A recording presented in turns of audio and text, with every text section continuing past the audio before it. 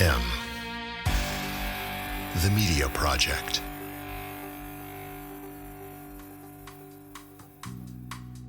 Breaking Housing Matters is a national housing initiative designed to build housing profitably.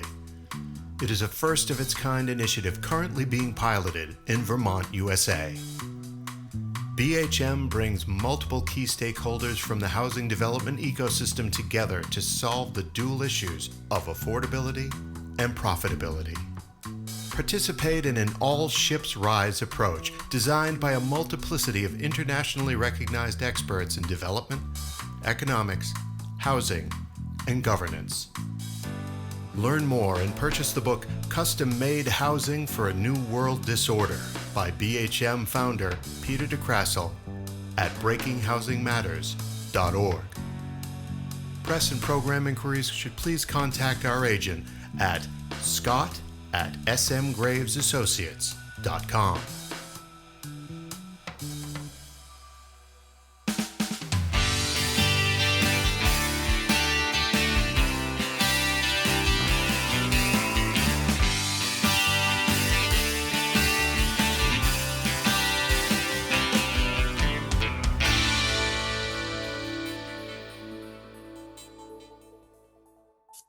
Well, good afternoon, ladies and gentlemen. You are here for another SMG's Are We Here Yet podcast. I am your host, Scott Graves. Today, we're discussing how we place value on major systems and other things in our society. You know, we largely arbitrarily assign value to things. So, you know, through this process, we've devalued things that are really important to humanity, art, among others, and artificially elevated things like finance, the legal sector. So today we're talking about what ways we can reassign value, right? We're all about solutions. So we're going to talk a little bit about the challenges and then ways that we can actually reassign. And probably, I suspect in the first place, how do we better measure value so that the outcomes are better for humanity? We're talking today with our guest, Daniel Parkins, who is a writer, a poet, founder of Community Wealth Development. And interestingly enough, he has experience in conflict transformation. Maybe we'll touch upon that as well. Welcome. Thank you, Scott. I'm so happy to be on your show. This is a pleasure to be able to talk about these subjects and explore more of what you're doing here.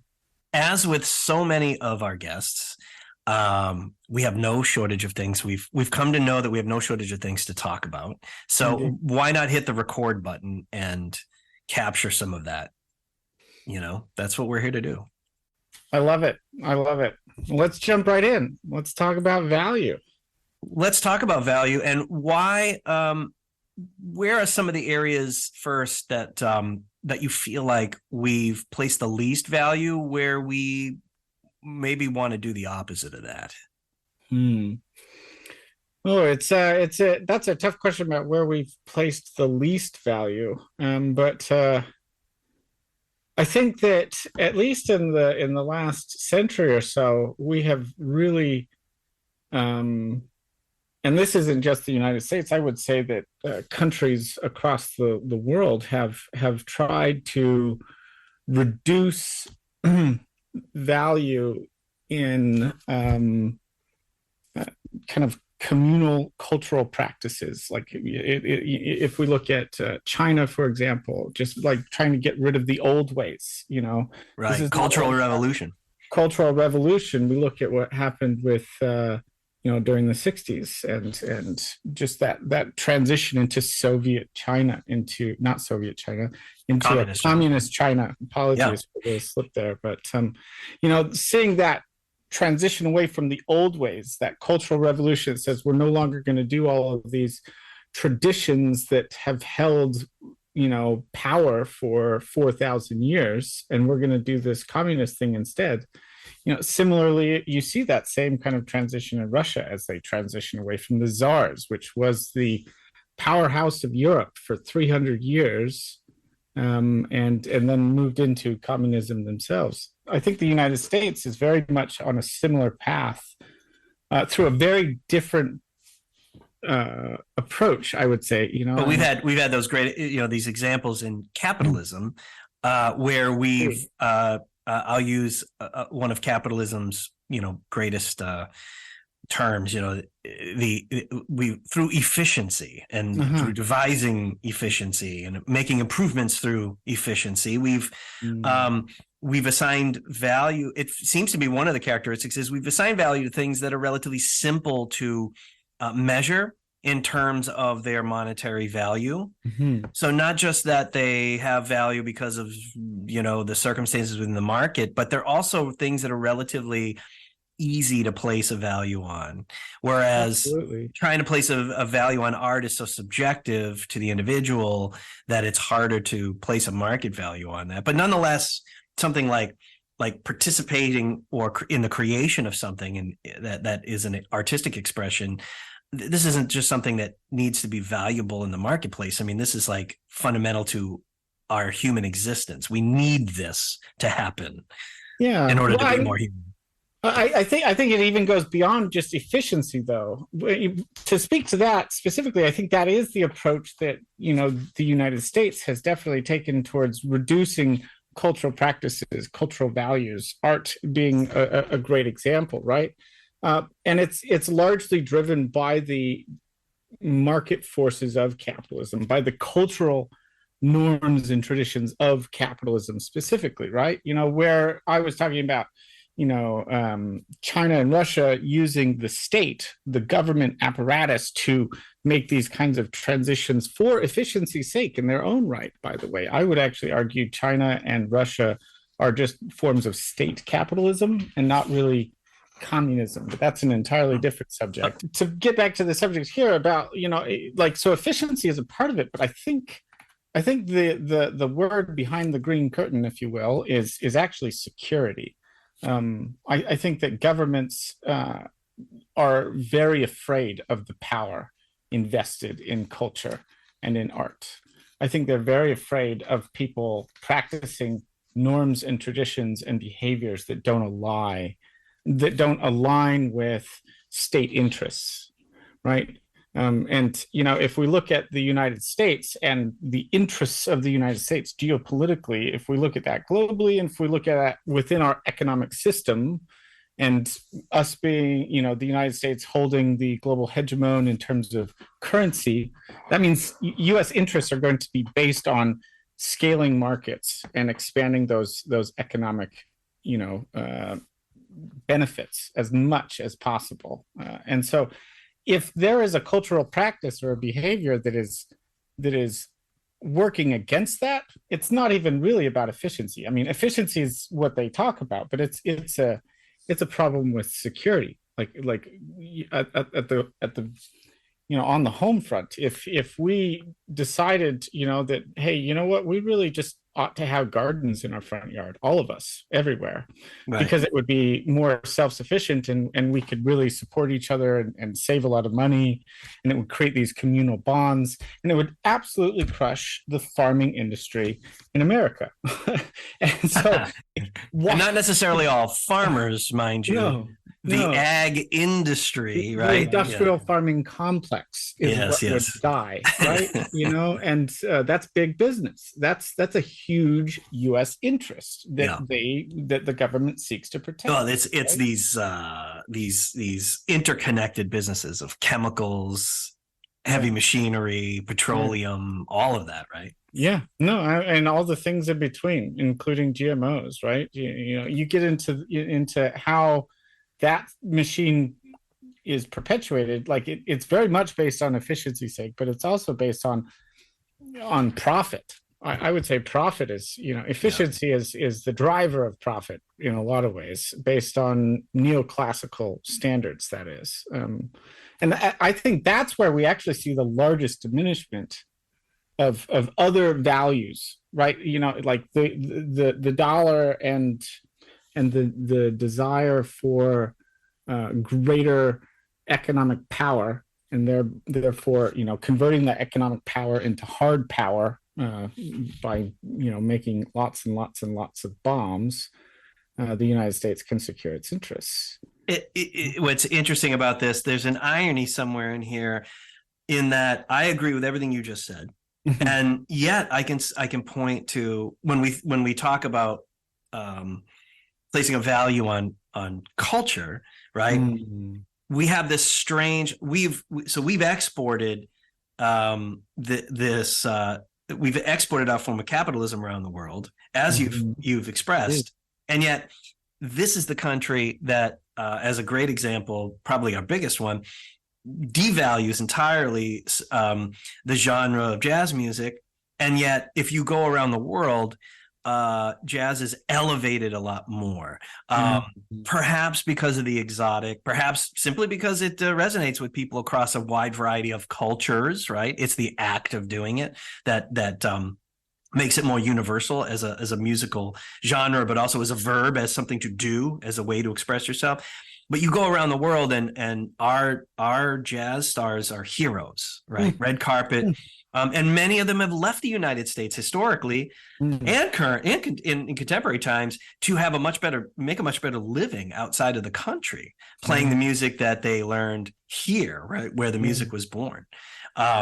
So I guess there's some good in that, I suppose, that we're exporting at least one aspect of our exports that would be a positive thing. But isn't it interesting that the country that gave birth to that cultural phenomenon is where it's arguably it's valued the least?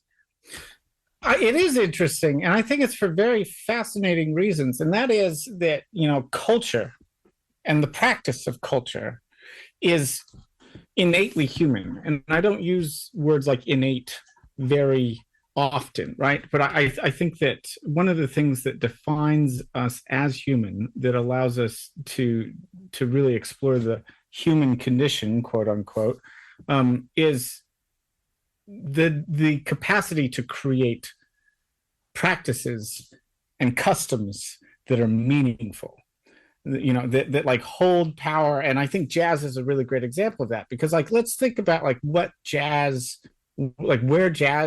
emanated from, right?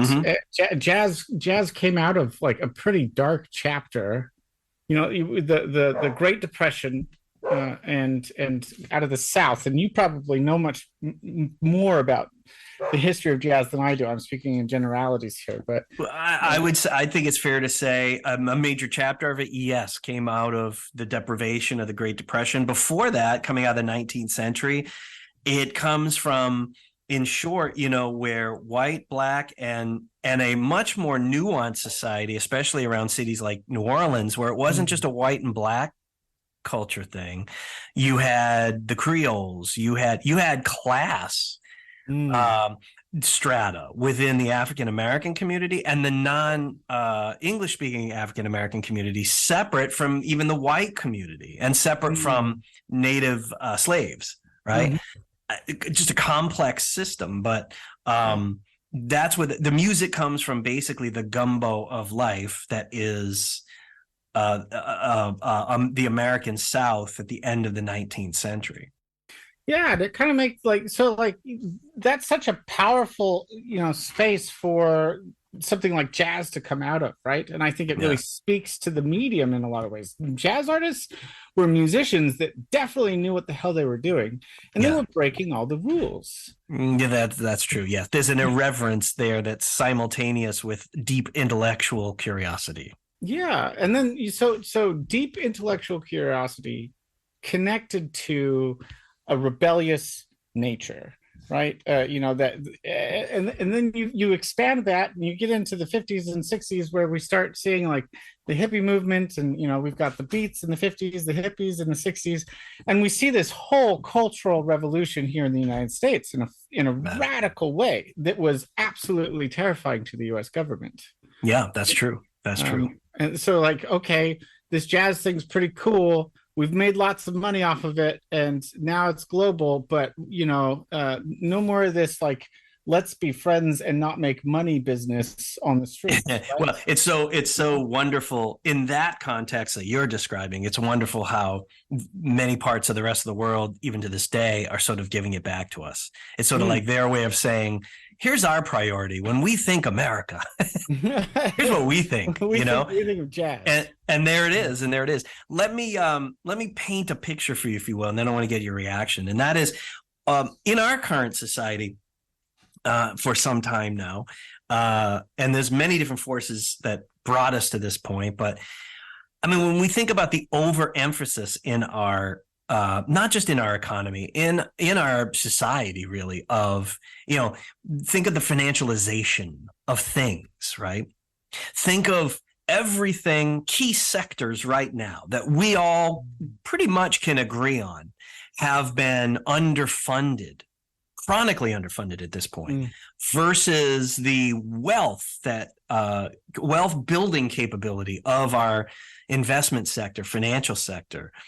And just the imbalances that all of this has occurred. It doesn't paint a positive picture. It's also it's a very fragile picture. And so there's an impetus here, isn't there, for us to do this, not only because it's the right thing to do, the reassignment of value so that things get more in balance and society has more positive outcomes, but frankly, it's a house of cards, isn't it? I mean, isn't that another major reason why it has to change? I think so. You're kind of making me want to just jump into all of the economic stuff here. Hey, listen, go for it. Yeah. So, well, I mean, first, what I was thinking about, and I might have this book close by. One of my favorite theoreticians and peace builders is Johann Galtung. I'm not sure if you're familiar with him. He's kind of like the Noam Chomsky of the peace building world. Very influential, very critical in the logic and the processes he works through, right? And so Johann Galtung actually speaks to this, and what structural violence does within a society, right? And so when we look at an economic system that is largely unequal, as you've described here, you would look at someone like Johann Galtung, and they would speak to how the structural system itself is perpetuating violence moving forward, right? Galtung, he talks about certain principles that are necessary for humans to survive and to be relevant in the global Earth system. Right? It almost sounds like one man's creative destruction is another man's structural violence. Yeah, no, that's one way to put it. Absolutely. But like what I'm driving at here is one of the things that Galtung talks about early in this book. It's called Peace by Peaceful Means. Is how diversity is essential. It is critically important to any kind of sustainable system. Any kind of system that promotes peace requires diversity baked into the process, right? And capitalism, as well as communism, I would say, drive towards a monoculture. They don't want anything but capitalism or communism. They want to flush out all of the other cultures. This is where the devaluing actually really comes in, right? But by creating that monoculture, you are betraying one of the fundamental principles of evolution, and that is, anything that falls into, a mono, anything, a singular space, that makes the fragility, right? Because that means that any misstep along the way, any wrong path followed leads to an inevitable demise. You're placing all your evolutionary eggs in one basket, and that's fragile, because if it don't work out, you got then everybody dies. Like to be frank, right? And I think that's where we actually see ourselves very much in the current global system. Right, is we have gone so far down this monoculture path of capitalism. The system of capitalism has usurped so many other systems and cultures and ways of living if we turned off the machine tomorrow, we would see true catastrophe, right?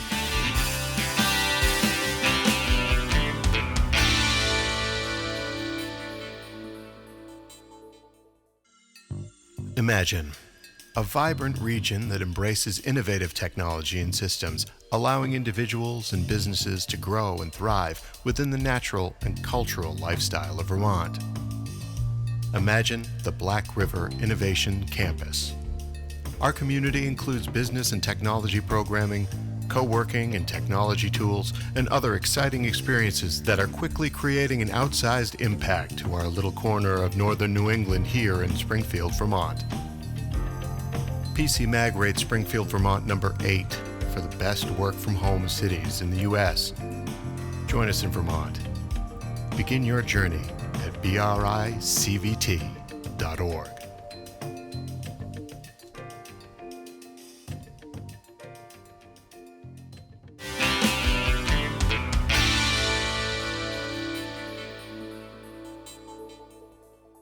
There's always been this tug and pull in our society, and so we come out of the era of the Great War and World War II and all of the catastrophe in between in so many different parts of the world, and we kind of proved that when we start to equalize things a little bit, there's never like this pinnacle, this apex of achievement of equality, right? And a more broadly accessed economy, right?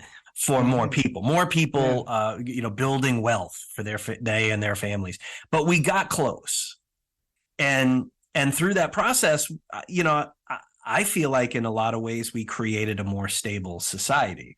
It would have been even better if it also came with a higher level of social equality for a lot more people, and if we would once and for all rethink our ideas of immigration and so forth in the United States.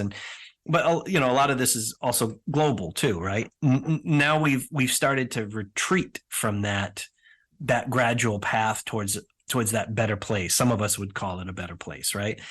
So it seems to me that we keep having epics like we are right now, and business will often tell us, well, that our top priority is stability. Like it's almost like for some people in business, especially big business, anything that gives us a lot of stability, Franco won the Spanish Civil War, not because he had the most, the largest army, but because Texaco sold him oil so he could fuel all the tanks and the planes he got from the Nazis and from Mussolini, right? So and why? Well, we like democracy, but it's more like as a convenience, right? If we, we can make a lot of money and things are really stable and we know where we're coming from long term when we're dealing with a dictator, right? At least we think, even though those societies typically are a lot shorter term. So I feel like, where does this come from, right? Where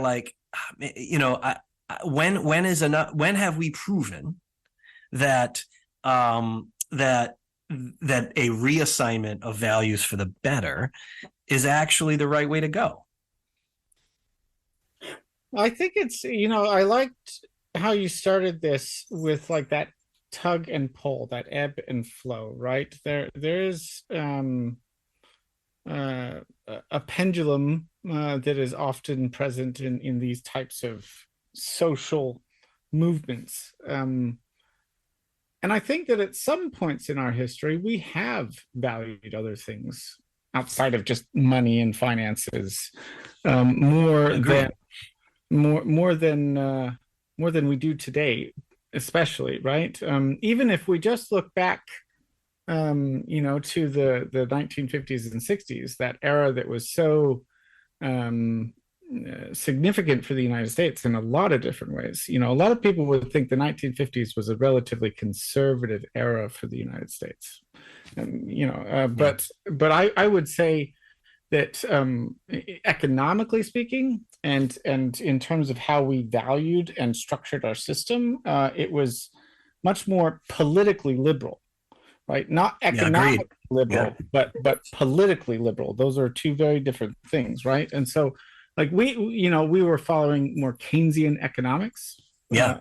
And Keynes is an economist that I really appreciate, not only because he was pretty clever with how to structure economic systems, but also because he realized very deeply that you can't just prioritize profits over everything else, right? Keynes was very smart. He actually argued that the global currency needed to be fundamentally separate from any one individual country. He was very opposed to the US taking that space as the global hegemon. I feel like he had a real handle on geopolitics and on fundamental human relationship. Yeah. And the weakness behind that. And of course, he's living in an era of deep troubles due to nationalism, among other global problems. Yeah, absolutely. Well, and so let's take a look at some of the benefits of Keynesian economics. Not that it's the best system, and every system evolves and changes. But we may have something to learn there. Yeah. So, but if we look at what was valued at the local level in communities then, there was a huge desire by rural communities and local communities in the U.S. to prioritize education and health. To prioritize self-sufficiency, so this is where the Chamber of Commerce came out of, right? And the Chamber of Commerce used to be, it may still be some of that now, but it used to be the business leadership coming together. What does our community need, so that our businesses can stay sustainable and profitable, right? And so it's if a local community needed broadband, as a radical example from our time, to be effective, then the business leadership in that community would be investing in that space. Yep. Place-based economics, right? So it's that in itself is a radical shift, right? Because if we try to talk about doing that kind of thing today, I think a lot of conservatives in the room would be really saying a lot of things, but these were conservative policies at the time, right? Well, I was thinking earlier when you brought up the 1950s. I'm having a hard time, factoring in how would Eisenhower do if he were running for office today, right? What would they be calling him, right? And he was a great conservative of the 20th century, right?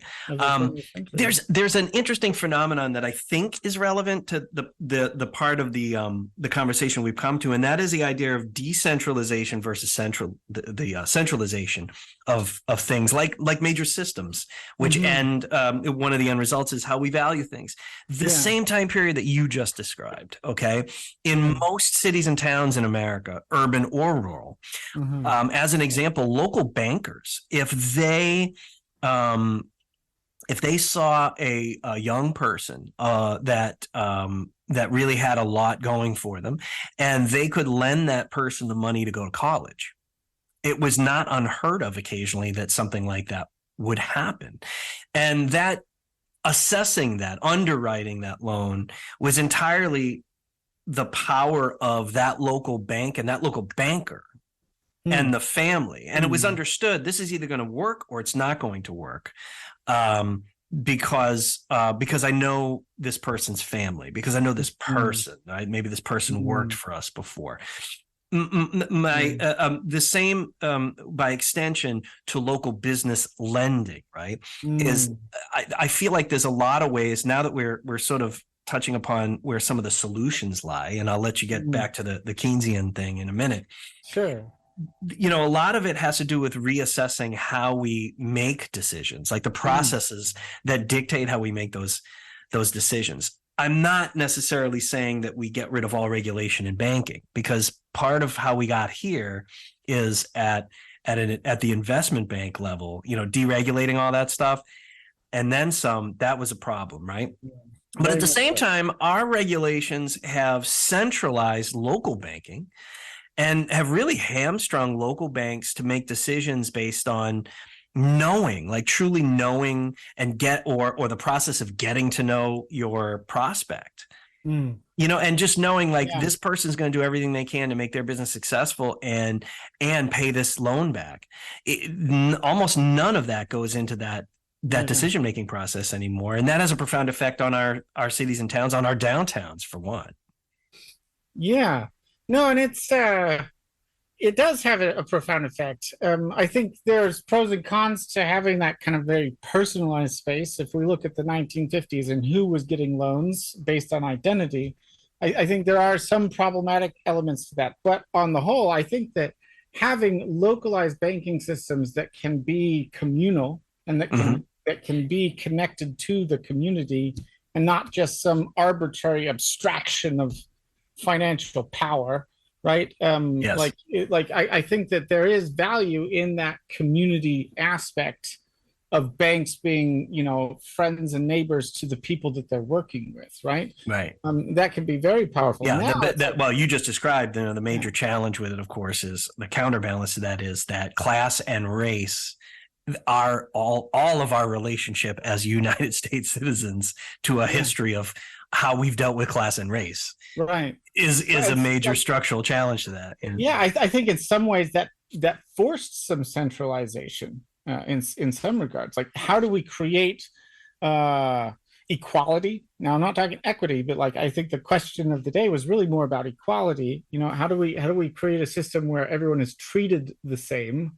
Well, you have to make it a double blind system. You have to make it like based on a meritocracy, quote unquote, right? And so that drives the decision-making power to go up the ladder. It pushes all the decision-making power to the higher echelons of the system, so that people that are at the front lines are not being racist or not making decisions on gut assumptions of someone. And unfortunately, there is, so on one side there is like some element of like, how do we orchestrate a system that helps people be their better selves?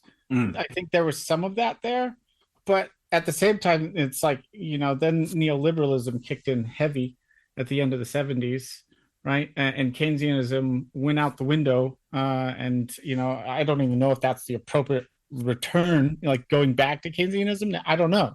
But like neoliberalism came in, and the questions went more towards how can we create a system that maximizes profits, right, across the board, right.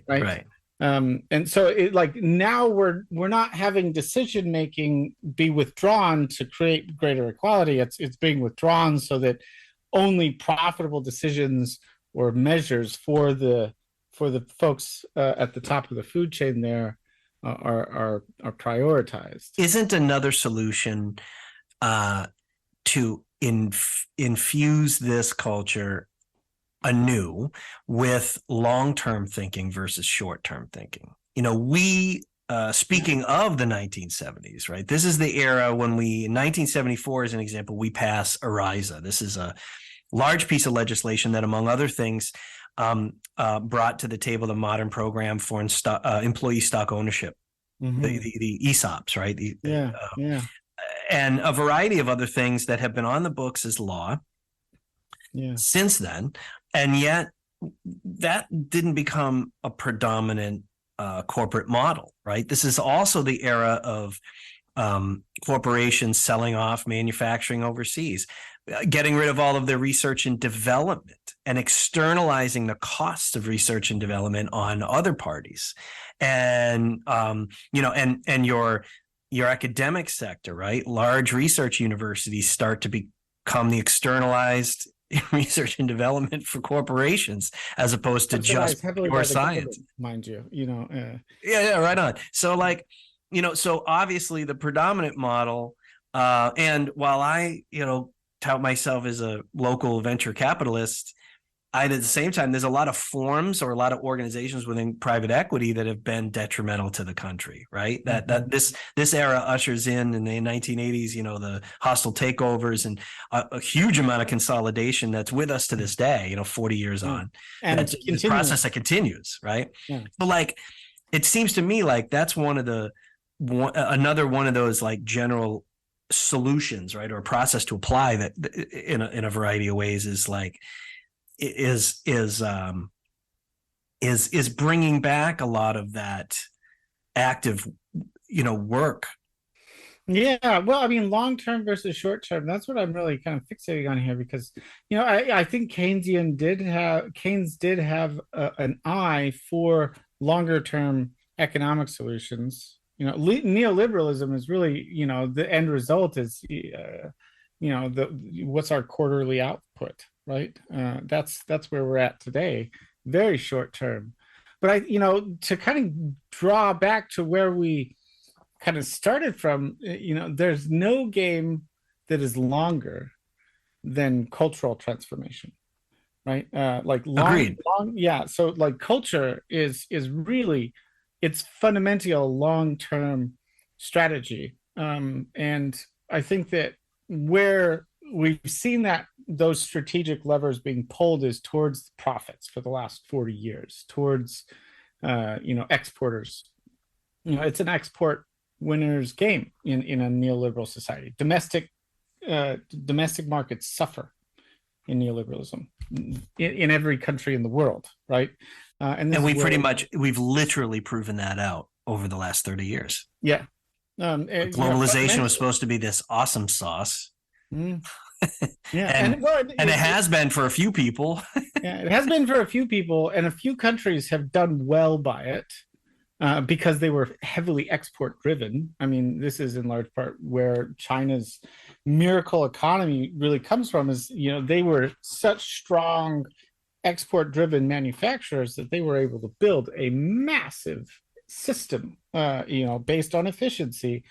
And I mean, that's how they've built such a large economy. I don't know if culturally they have the bedrock necessary to sustain that type of system for very long. SMG's Are We Here Yet podcast is a production of M the Media Project and SM Graves Associates. Learn more at smgravesassociates.com.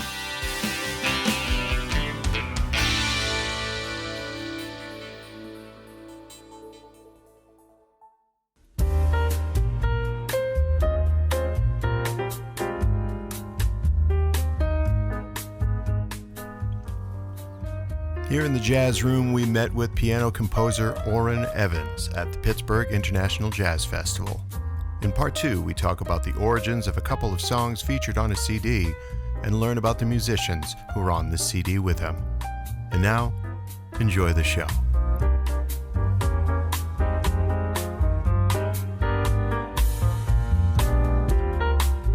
This is Orrin Evans inviting you to join me in the Jazz Room with host Joan Watson-Jones.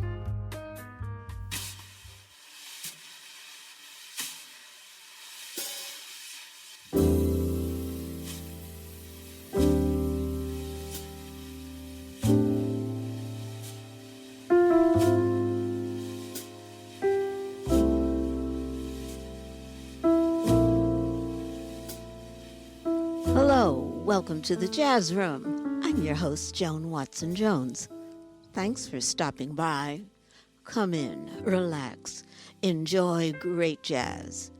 Each week, we present the music of independent jazz artists, as well as those we've grown to love through the years. And yes, of course, the legends. Today, we continue with our interview with pianist-composer Orrin Evans. We met before his set at the Pittsburgh International Jazz Festival. We'll talk about the meaning of a couple of songs on his CD, The Red Door, and learn more about the musicians who are on this CD with him. You're listening now to Dexter's Tune.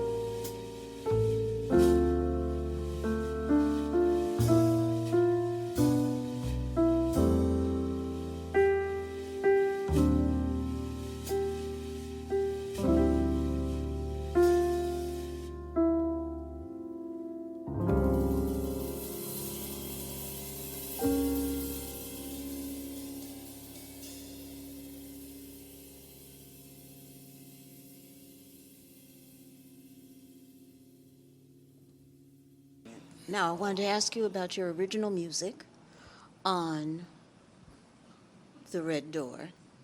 Any song that comes to mind that's one of your favorites that you have written that Well, means a lot to you? Yep. I during the pandemic, I was blessed with two more godchildren. I have, let me not count, because if I say it wrong, I'll be wrong. But I think I have five godchildren that I'm counting. I had to make sure. But during the pandemic, two more were born right around the same time. My brother Sean Jones had a baby by the name of Phoebe. So that's Phoebe Stroll. That's a tune on the record. And then my good friend Chris Weller and Tina had a baby, and the baby's name is Wheezy. So they're the first two. They're on the record, and they're my original compositions written for my godchildren. So they really mean a lot to me on the record. Then there's other tunes that I didn't compose, but have a lot to do with the concept of the Red Door, and that's Smoke Rings by Ralph Peterson. It was a tribute to him, who I had the pleasure of, counting as a mentor and someone who's really close to me. So it was a tribute to him. And then the last tune on the record is it's called, why am I going blank on it? I feel like I've been here before, but I'm saying the name wrong. I have a feeling that I've been here before is the name of it. And it's from a record, Carmen McRae record called I Am Music, that a lot of people don't know about. And it is such a beautiful tune. So, and all of that is, the Red Door, because on the other side of the Red Door is where I met Ralph Peterson. When I saw that record, I Am Music, no one told me to listen to it. So I may have said, I'm not going to pick that up. But I did, and that's taking the chance. And I found that Carmen McRae tune, and I found that Carmen McRae record. So there's a lot of tunes on that record which are about just, finding something that you weren't looking for. I wasn't looking for those things. I wasn't looking for two more godchildren, but I was blessed with it. And you find those things. I wasn't looking for Ralph Peterson, but I'm happy I found him and took that opportunity to get to know him. Tell us about some of the musicians on this project with you. That also goes to the Red Door. They were my big brothers. Ralph passed away before the record, but included in that journey of getting to know my big brothers and mentors, that's Gene Jackson, who's on the record on 2 tracks. He's on the 2 tracks that feature Wallace Roney, and it was Wallace's last recording. He recorded it and passed away 2 weeks after, because we recorded it the day of the shutdown for COVID. We recorded the record that day. Those 2 tracks, not the rest of the record. So Larry McKenna, who's a first teacher of mine, he's on the record on that same session. Then on the main band, for lack of better words, Robert Hurst, who I've been a fan of for years and looking for an opportunity to play. Like, you used to say, I'd see him and we're going to threaten, we're going to play together. It almost felt like a threat, and then we luckily got a chance to do it. Marvin Smitty Smith, who I've loved for years, is on drums, and he's been on the West Coast for so long, so I haven't had a chance to play with him, and this was a beautiful opportunity. Gary Thomas, who I've admired for so many years through not only just the M-bass sound, but he just has a very unique sound and message to tell, especially on the flute. So it's just a great opportunity to play with him. And then my brother Nicholas Payton. And then Jasmia Horn is on one tune, and Alita Moses is on one tune singing. So it's a party, you know. And Cy Smith is on the tune. So, and then that's everybody on it. It's just and Buster Williams. Sorry, Oh, all right. Buster Yeah. Williams on the tune, two tunes with Larry McKenna. So for me, you know, playing music is a blessing, and I never wanted to stress me out. You know, I wanted to be a party. My parents used to throw parties all the time, little cabarets. My mother would set up chairs and make the house look like a restaurant, and then, you know, have someone come over. Just parties and have fun and live life. So every record I do, that's what I try to do. Have a party in the studio, you know, and when I say that, it's not that the music isn't serious. It's not that we're not serious, but I want to leave a record day and say I have a really good time. Now, I also want to leave and say I played that music great, but I want to say I had a really good time, because if I don't, I might as well work somewhere else, you know, and have a quote unquote regular job. But I'm blessed to play music, so I want to have fun, and that's what this record and every other record and all of those people on the record are about. Listen now to Wheezy.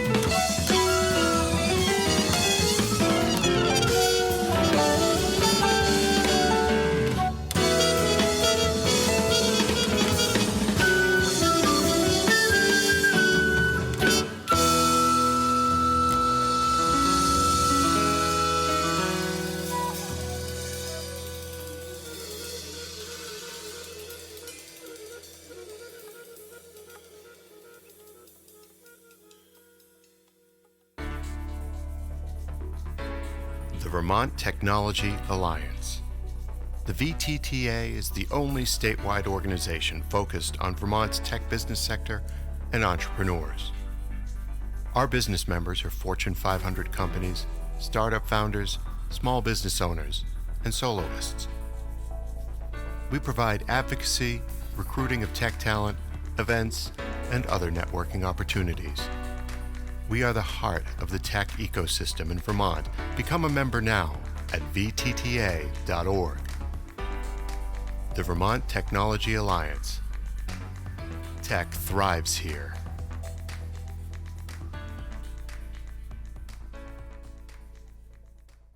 Let's talk a little bit about the business of being in this music business. Mm-hmm. And you are mostly self-produced? Yep. Okay. Let's talk. I always like to keep the audience informed on what we have to go through Exactly. as artists so that we get supported in those little tiny spots on the internet that Let's talk about that in how you are navigating the waters. I guess it's funny you said the word supported, and I guess it's my ego to a certain extent. I believe what I'm offering, it should be a part of your diet. You know, music should already be a part of your diet. You know, I remember the radio station in Philly had a commercial that Bill Cosby used to do for the jazz station, and he'd say, "This is your life without music," and it'd be about a minute of silence on the radio. So you're driving and you're looking around like, "What happened to my radio?" I remember something like that, hearing it somewhere. Mm-hmm. And you start to realize how important music is. So my goal really is just to reiterate how important it is for everybody to get their daily dose of vitamin M, and that's music. So instead of me asking them to support what I do, my goal is to convince them that they should want this. You know, it's like I know my music, not my music, but the music is special. I know it heals. I know it saves. I know it comforts. I know that music in general is it's a beautiful thing. So my goal is just to keep doing it so that more and more people are like, I want that. I want that. You know, and not worry about the big engine. You know, if I'm going to keep playing, whether you give me the gig or not. I'm going to keep playing, whether you give me the record deal or not. And in my 30 years almost of doing this, I've never had a major record deal. I'm on Smoke Sessions now, and I run my record label, but I've never had a major record deal, but I just keep on going. You know, I didn't have a booking agent until 2 years ago. I did everything else was on my wife and I. So the whole point is, no matter what, I know what I'm cooking up tastes good. Just sit down at the table. You know, whoever you are, whether you're a big record label or whatever, I know what I'm cooking up is good. It's not because I think my music is that special. I think music is special. So my whole goal is come to the table and sit down. And I guarantee you won't, if you sit down, you won't want to get up. That's my whole thing. All right.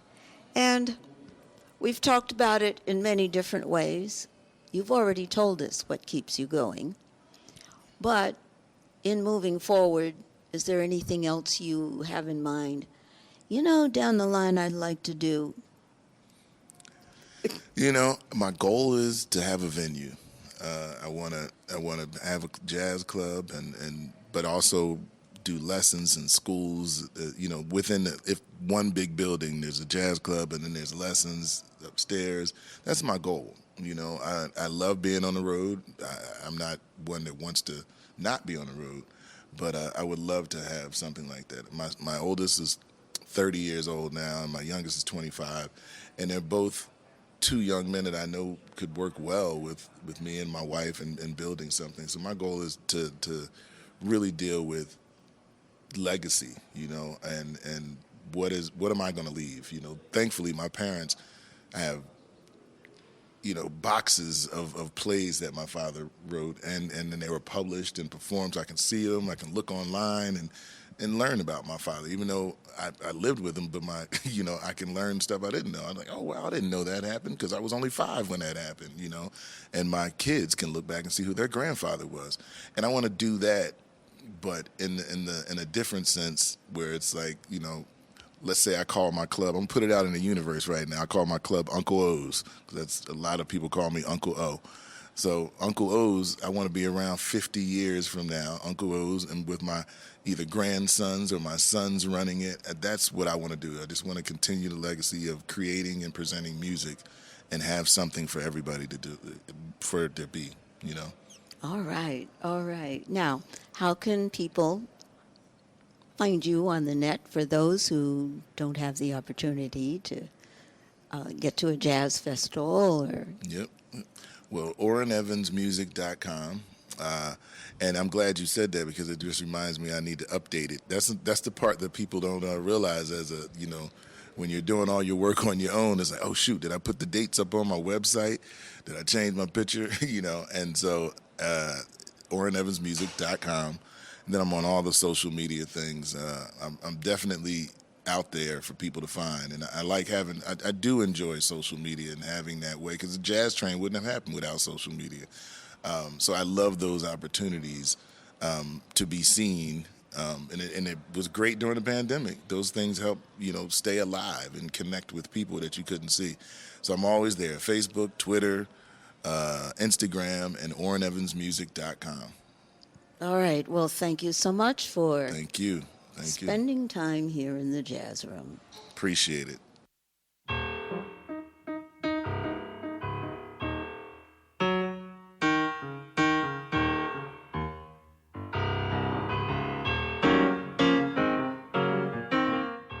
Finally, here is Phoebe's Stroll. This ends part 2 of our interview with pianist-composer Orrin Evans. Learn more about him at OrrinEvans.com.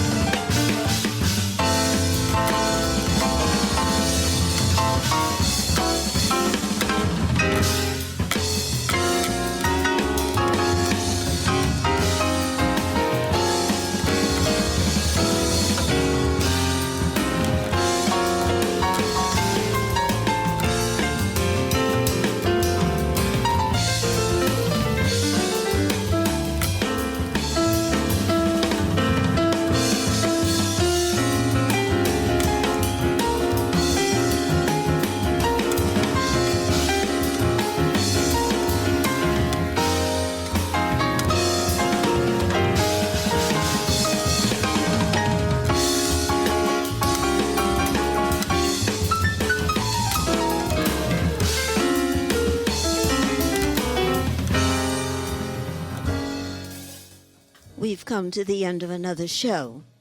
Thank you for spending time here with us in the Jazz Room. You may see photographs of Orrin Evans and many, many more jazz artists on the Jazz Room page of my website, JoanWatsonJones.com. Until next time, you've been in the Jazz Room. I'm your host, Joan Watson-Jones.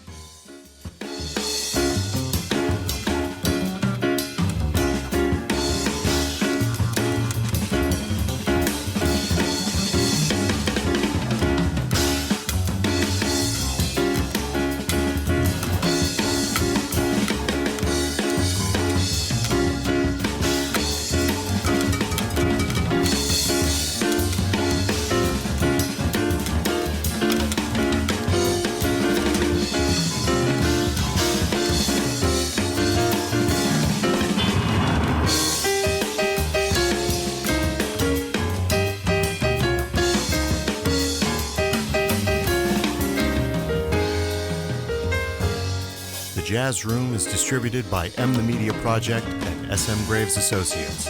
Learn more at smgravesassociates.com.